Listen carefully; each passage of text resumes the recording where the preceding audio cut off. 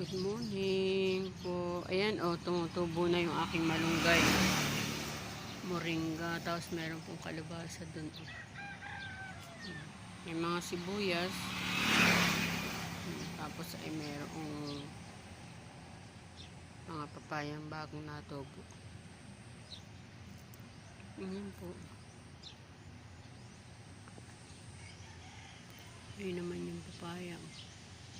Nauubos na ng mga nahingi na tao. Nahihingi sila. Ito naman yung luya ko. At saka turmeric. Luyang dilaw. Tsaka yung tunay na luya, yung ginger. May tumubo ritong dates. Ayan po. Sana magkaigi yung pagtubo ng dates. Ayan po yung alugbate.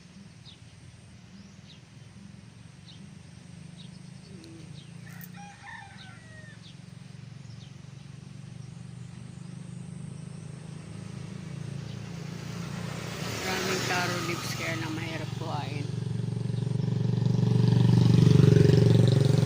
Please like and subscribe po. Nanay Lynn Channel and Ayu. God bless you.